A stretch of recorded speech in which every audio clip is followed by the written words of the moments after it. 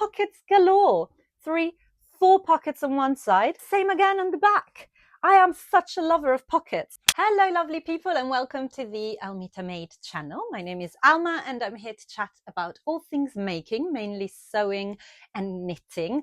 Today I probably have more knitting to chat about, but I will start with the sewing. And before we get to that, I'm going to tell you what I'm wearing, which is a very simple ultimate t-shirt. This is my go-to kind of knit top pattern. It's by Sew Over It. It comes with lots of different necklines and sleeve lengths. I've made it so many times.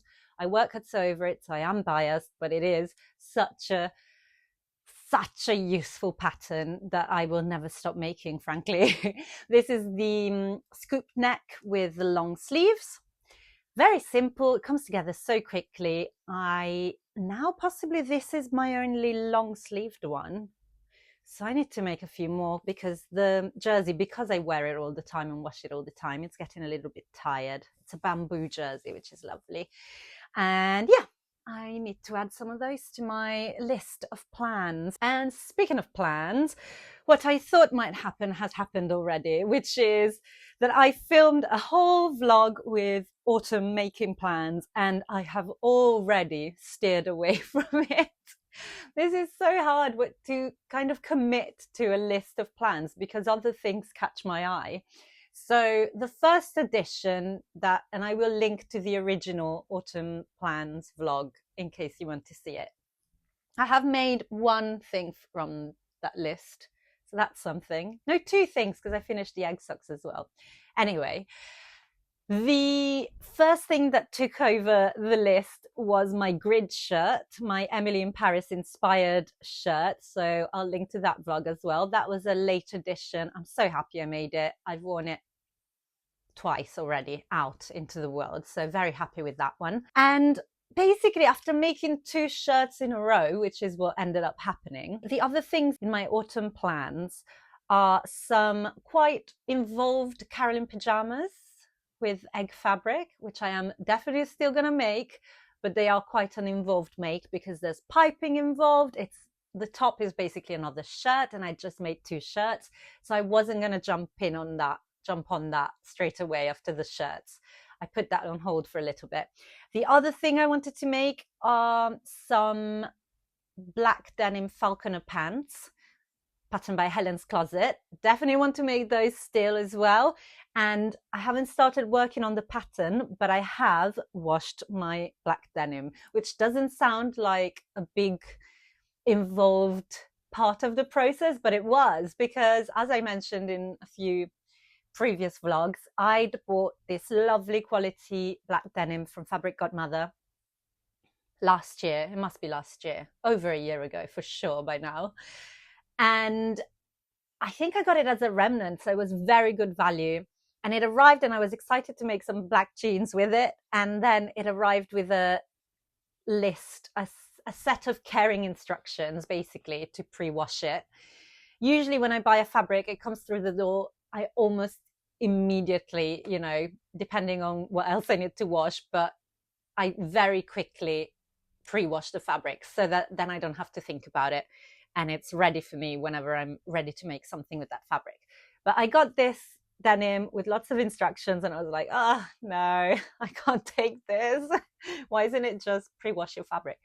There was a lot of instructions and it's all to do with ensuring that the color doesn't run because it's a very intense black dye, and to do with, those lines that you get on denim sometimes when you wash them, and on jeans really. So it's to avoid that. And then I'd seen lots of other advice about black denim, and basically I put it away as a project to do it another time. And I have now done it.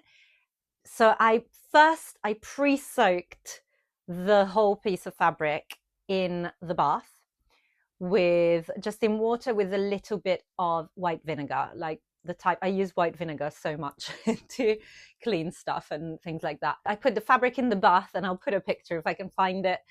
I put it in the bath with water and white vinegar, and so much black dye ended up in the water that I thought, okay, this was worth doing. So that was the first step. That wasn't in the instructions from Fabric Godmother, but it was on videos that I'd seen online.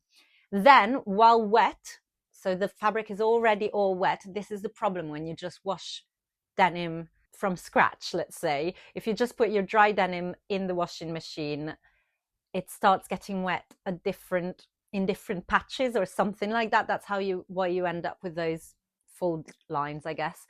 But so I'd pre-soaked it, then I put it in the washing machine. I put it on with a few other things, but not too many, because it is about a little over 2 meters of fabric. So I put it in the washing machine on the jeans setting that my machine has. I don't even know what it is, but that's how we wash jeans in this house. I don't even know the temperature. It's one of those that just says jeans wash, and I haven't had a bad experience with it, so I trust it.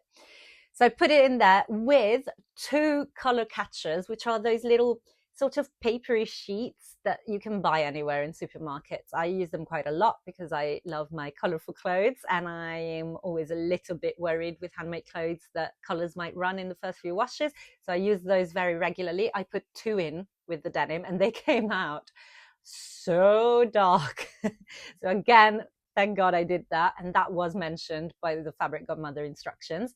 And I also put some salt, just the same kind of salt that you use when you're dyeing something. So the salt fixes the dye, as the vinegar should do in the previous part of it. I don't think you need to do both things. I just did both things because I thought better more fixers than less.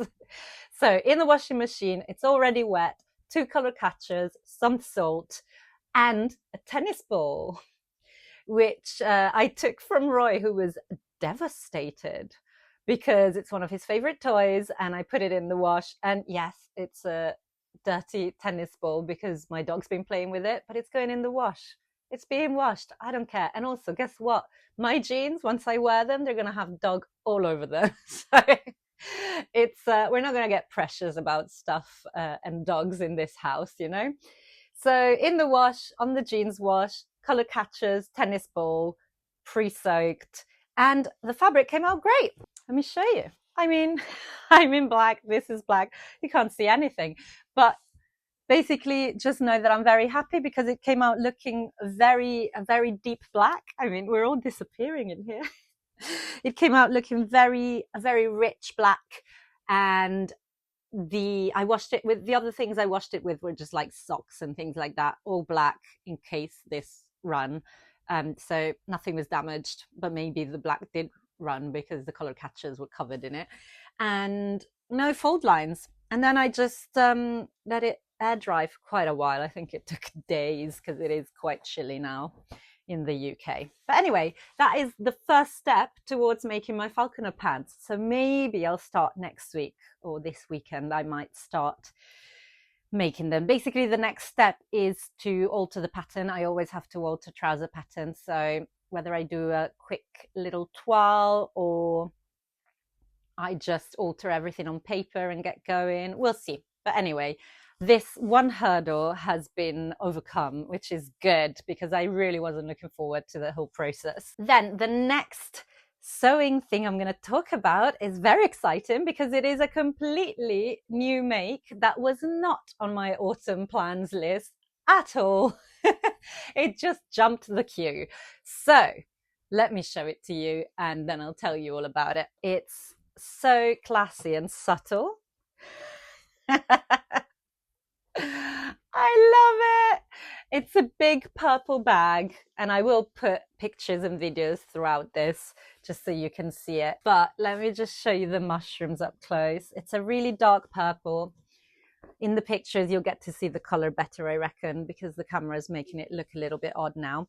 So the pattern is the Painter's Tote by Luke, So Look Ivo on Instagram and on YouTube, I believe, as well. They won the Sewing Bee last year, a couple of years ago. I forget when the last series was. Was it this year or was it before? No, it was this year. So Luke was the year before. And they're brilliant. I've met them in person and kind of chatting online a lot. And they're really, really great. And they have a collection, a whole collection called the Painter's Collection with lots of different patterns. And they sent me the Painter's Tote, which was the first one to come out. Now, I've had this pattern for such a while, but I knew I would love it would love to make it, and I knew I would love to own it in my wardrobe, you know, accessory wardrobe, but I just couldn't find anything in my stash that was the right weight, because you need something like canvas or anything that inspired me. And I've been keeping an eye out for fabrics that could work for this, but I just didn't have that perfect fabric. And I sew a lot of bags, I own a lot of bags, I use a lot of bags, to be fair, but I didn't just want to make something that wasn't quite right, because I want something that I love. I want the fabrics to be the right thing for me. Now, what accelerated the process finally was that my cousin Janina, so our family is from Costa Rica, but a lot of my generation lives elsewhere. So I live here in the UK, and Janina and her siblings all live in the US. So we're all kind of scattered. But she saw this fabric, I think it was at an estate sale. It's purple with cute little mushrooms. And she just bought it and sent it to me, which was so, so kind and so unexpected and so generous. And it is a canvas. So the second that fabric arrived through my door, I was like, well, I know exactly what this is becoming. Then I set about looking at the pattern, and although you can do it all in one fabric, I really liked the first, I think, sample that Luke made, which has 2 different colors, because then you see the sort of style lines, the design lines of the pockets and things like that. And I thought, if I do it all in the mushrooms, I'm going to lose that look. And I really wanted that look. So I did luckily have a very small piece in my stash of this, it's called waterproof canvas, I think. If I can find the link, I will put it below in the details, because I've used this fabric a couple of times. I think it's from Croft Mill Fabrics, but I'll put the details below, because it's staple that they sell all the time, and it comes in lots of different colors. I've made a few bags with this already, and I remember I saw that they didn't have any purple in stock the last time I looked, for some project that's now probably forgotten. But I did see that they had a remnant of dark purple of this fabric, which is waterproof. It's quite thick, but it's not hard to sew.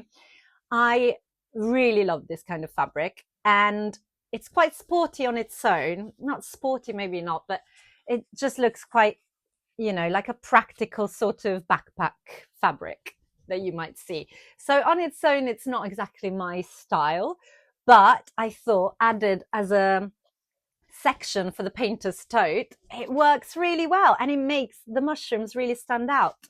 And I made the straps in the mushroom fabric as well. You have the choice to use webbing, but again, I didn't have anything on hand that was the right white or the right purple, but I really like how they look in the same fabric. And let me give you a little tour. I will link to the pattern page and also to Luke's sew along of this bag, because that's really helpful. And then you can learn more about the pattern and where the idea came from and all of that. But I will give you a little tour of this version. So we have, well, here I've added a little label, Almita Made, because it looks cute amongst the mushrooms. So we have outside pocket number 1, but then 3 pockets here, huge, which I kind of, as I made it, I kind of didn't realize that this was going to create so many pockets. I kind of, in my head, thought, oh yeah, that's just the design line. No, pockets galore. 3, 4 pockets on one side. Same again on the back. I am such a lover of pockets, and I love putting different things in different pockets. I always go to the same pocket to get my Kindle, to the same pocket to get my water. I love that. I don't know what that is in my brain, but I really enjoy the order of that. And so this bag couldn't be any better. And then inside you have the main body, which is so roomy, let me tell you. Oh, and it is lined. I used a fabric that here on camera is looking very blue, but I'll put pictures. It is a purple cotton. It was called cotton in the shop. I bought it in Costa Rica. I'm pretty sure there's some polyester in there, at least, if not all polyester. So I bought it because of the color, but I did think I might make maybe some trousers, but definitely nothing breathable that I can wear up here, but maybe some trousers. And I did say at the time, possibly some linings for bags. So it's fulfilled its destiny. Thank you very much. So it is a very, very all purple bag that I feel reflects my personality. It's so cute. And it's huge. And one reason that I really wanted to make this bag is because I have been getting a lot more into knitting. I like to take my knitting everywhere with me. At the moment, I've only been taking a small project and in a small project bag because that's what I can fit in other bags that I carry of a day. But I can't really fit my field bag project bags, which I love making and I love using. I've made 2 of these and I'll link to the vlog for this one maybe, just so you can find out more if you're interested. I love them. Definitely would recommend the field bag sewing pattern by Grainline Studio. Excellent. And I love this, but so far I've only used it at home because I don't have a bag that kind of makes sense that's big enough, comfortable enough to fit this in. Guess what I've just made? The perfect bag to have my bag in. See what I mean? I love pockets and bags and pockets and bags, but that fits so comfortably. I mean, I'm not going to be able to show you this very well, but I will. I'll take pictures and videos, but basically that's a very comfortable fit. And I can still fit, I mean, my laptop, I could use it to go to work, my water for sure, my Kindle, and my bigger, slightly bigger knitting projects. So happy with that. So it's a great size. I would definitely recommend it. I think it would also make, in the summer, it would make a great beach bag if you have that kind of lifestyle, which I would absolutely love. You could use something like this so it's waterproof, make it all maybe color blocked, but all in this kind of fabric. So waterproof, maybe waterproof the inside as well. And then you can just use it at the beach, take everything. Yeah, super happy with this. The design with so many pockets, honestly, could not be more me. And I'm really happy that I waited for the right fabrics. I hope you agree that it was worth waiting for everything to align to make it, because now I'm going to use it so much. So thank you, Luke. And go check out the website for all the patterns, because there are some other patterns that I've got my eye on as well. They're really cool. Looks very cool. So yeah, do check it out. The bag, lovely. So that's my first sewn make. I don't have anything else finished, but I have some progress on knitting. So if you watched my latest vlog, which was all about the new Channel 4 show called The Game of Wool, go and check it out if you're interested. Those were my first impressions on the first episode, and I'll link to it, of course.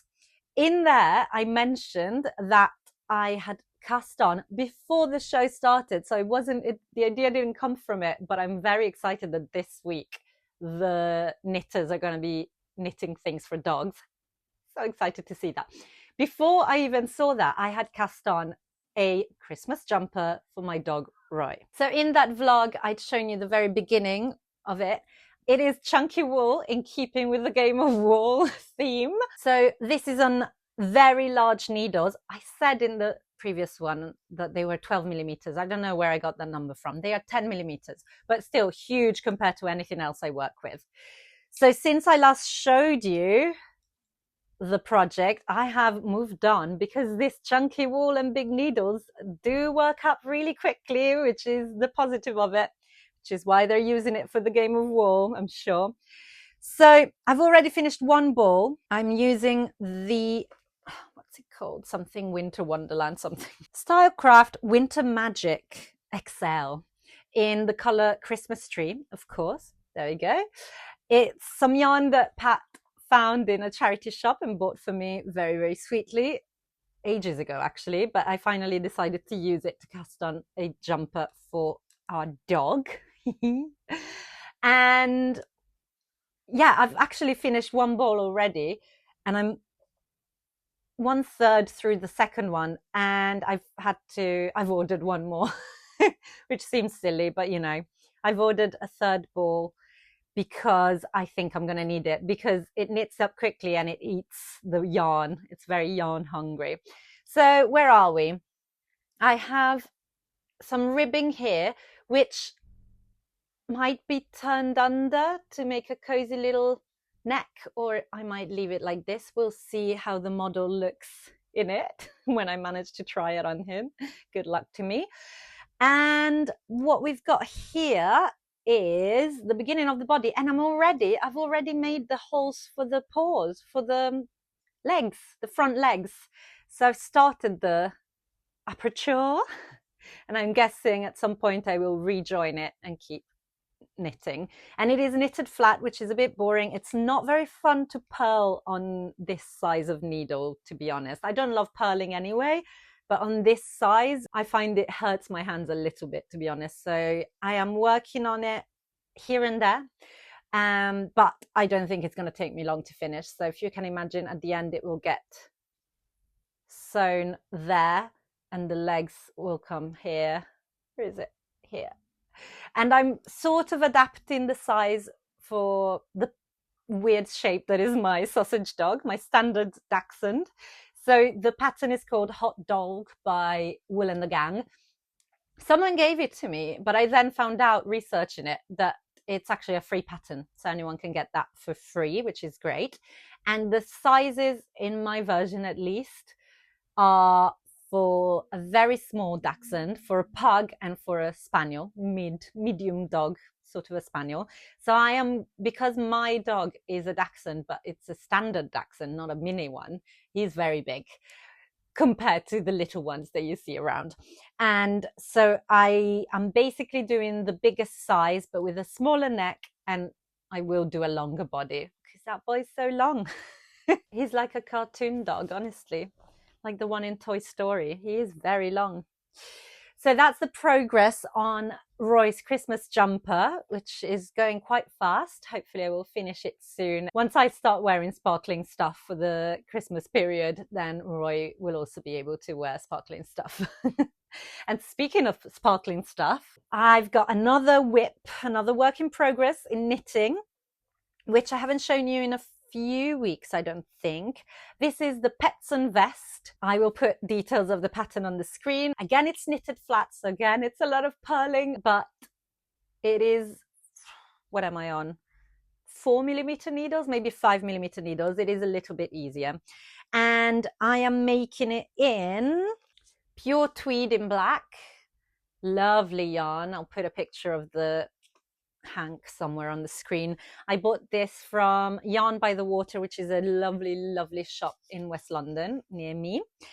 And I bought that with the idea of making the Pettson vest because I saw a Pettson vest hanging in the shop that the owner, Carmen, had made. And I was like, oh, yeah, I want to do that, please. That, please.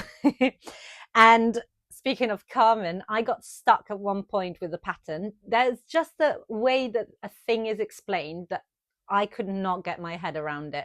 It was quite different from other patterns that I've used before, and I could not understand what was going on. And I reached out to Carmen, and she was so sweet. She got back to me. And of course, I reached out because I know that she's made that pattern twice. It wasn't just because I bought the yarn there. It was because I knew that she had experience with that pattern. So I thought, hopefully it's not, too annoying to ask. And she really helped me. She just basically explained to me what I was looking at. And honestly, I don't know if I could have continued without her help. So thank you, Carmen, in case you're watching. And yes, since I showed it to you, I think I've got quite a bit of progress, actually. I can try it on potentially.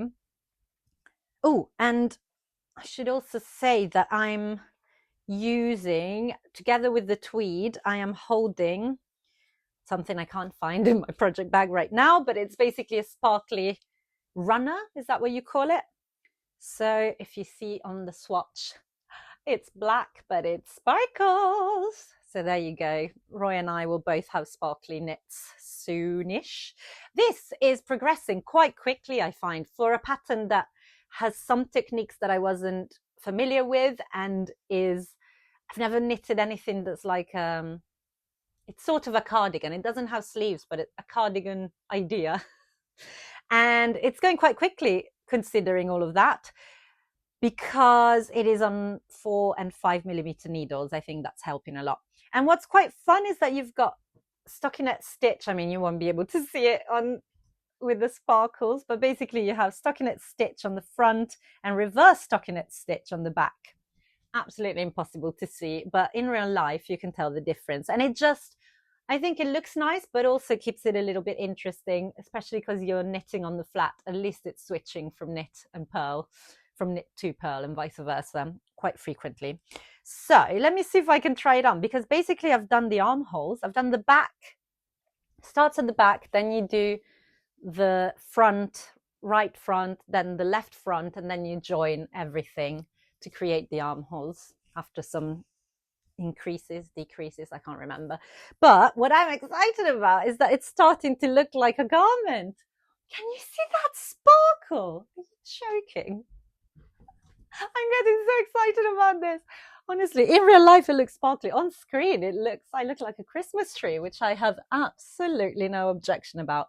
But you can see I'm making the smallest size because although the pattern recommends some positive ease, I do not love positive ease at all.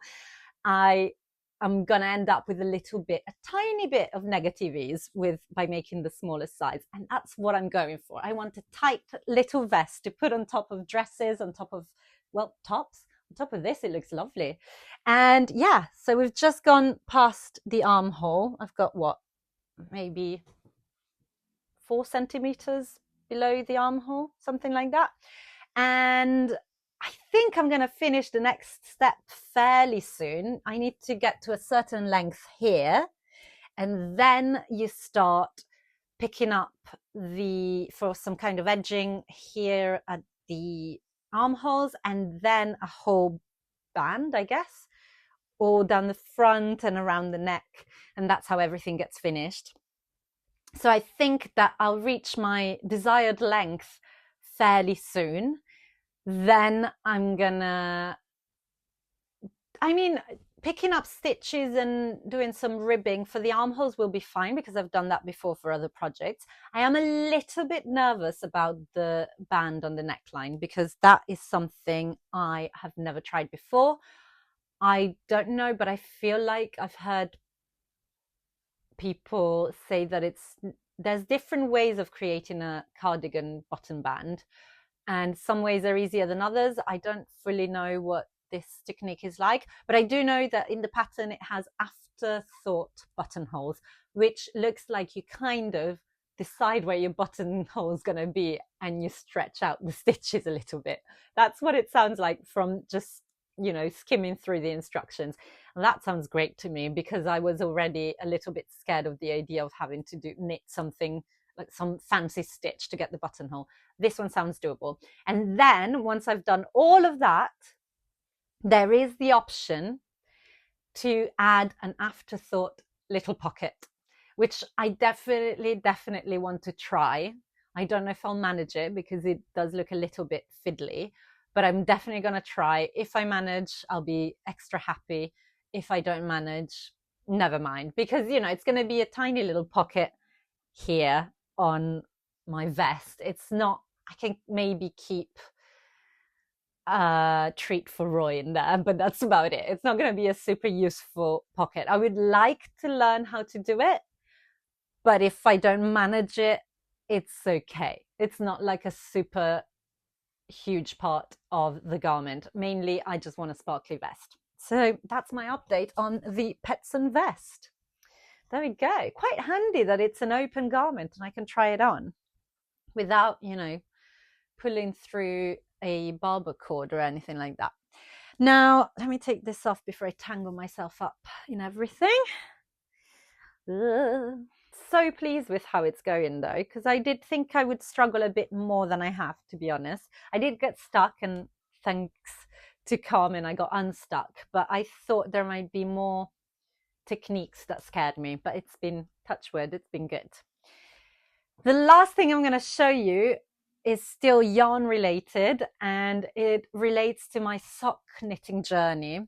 I have not cast on a new sock yet. So the last pair of socks I finished were beautiful colorwork eggy socks, and I'll link to that vlog if I haven't already.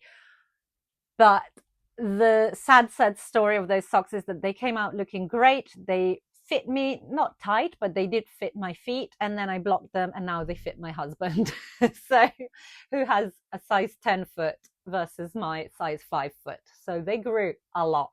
And I decided that it must be the superwash wool. I think it must be that because I don't understand what else. Anyway, I decided to, although I love colorwork socks, I would love to get to a point where I can make colorwork socks that fit me. But I feel like right now I just need to work out what sock yarn I can use that's not gonna end up being twice as big once I wash it. And so I popped in, what a treat, because I don't get to go into fabric shops or yarn shops very often, but I did pop into McCulloch and Wallace, which is a gorgeous shop in Soho in London. I used to work there quite a few years ago, and I'm still in touch with the owner, Victoria. And I went in, I hadn't been in quite a while actually. And something that was so nice to see is that basically when I worked there, we introduced wool as something that McCulloch, not me, but you know, I was there when we started selling wool. It was new. This is a shop that was founded in 1902 and it has been a haberdashery and a fabric and a tailor's shop, that sort of thing, for so many years. And suddenly there was wool. And now the wool has almost taken over half the floor. The section of wool is so gorgeous. And I think it's the only place in central London that has that kind of selection. It's an independent shop. It's, you know, since 1902, it's been operating, which I find incredible. So if you get a chance, if you're in central London, I would definitely recommend you pop in. And also something that's very good is they have yarns that are very, very fancy yarns, but there are also very affordable yarns. So I think it's a good, there's something for everyone, basically. This isn't sponsored by McCulloch and Wallace or anything. I just went back in and hadn't been in ages and was reminded of how great it is anyway, but especially now for yarn. And I'm more interested in yarn now, so it was really nice. And something that Victoria reminded me of, which I'd completely forgotten about, basically to exhibit the yarn in the shop. At the time, there was no space because everything's taken by the haberdashery and the fabrics. And so Victoria, I think she had some made, but they are these beautiful wooden sheep. It's a genius way, and I'll put up a picture somewhere. It's a genius way of exhibiting wool yarn. It just makes sense. And so she got a flock of wooden sheep. And what she reminded me of that I'd forgotten about is that I spent the first afternoon when they came in, I spent it sanding those sheep because they're made of wood and you're putting precious yarn on it. We didn't want the wool to be snagged by the wood. Oh, that's hard. Wood, wool.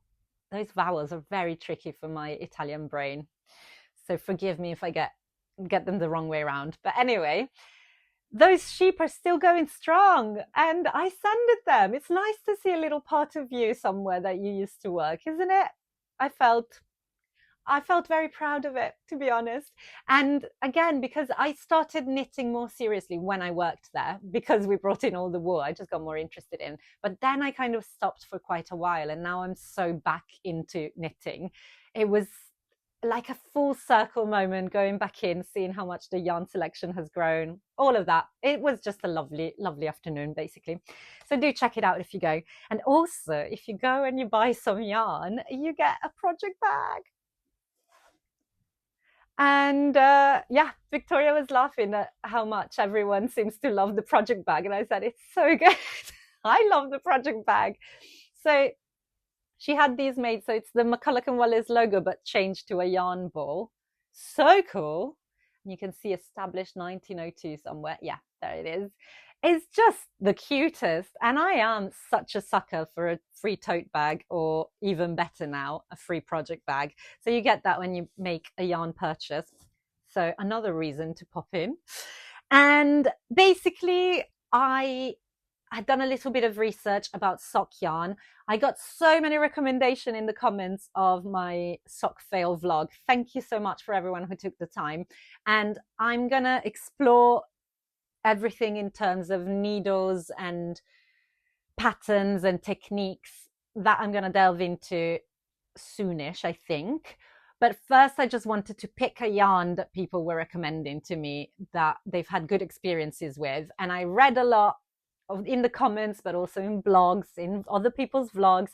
And so many people kept recommending the West Yorkshire Spinners 4-ply signature, which is basically their go-to sock yarn. And it comes in these lovely 100-gram balls. Yeah, I've managed to destroy the label. Whoops. Can't give me nice things, honestly. But it's a 100-gram ball, which should be enough, probably plenty for a pair of socks. So it's not superwash as far as I can tell. It is 75% wool, 25% nylon, which you want a little bit of nylon, and many of you said, because it will make them more resilient, the socks. They won't break, they won't get holes as easily. So that sounds like a good split. It is perfect for socks. It says here on the label, ideal. It's 4-ply. It's purple, of course. What other color was I going to go for? And, oh, it's called amethyst, actually, the color. But yes, beautiful purple. And it says that it can be washed, but not tumble dried. Fair enough.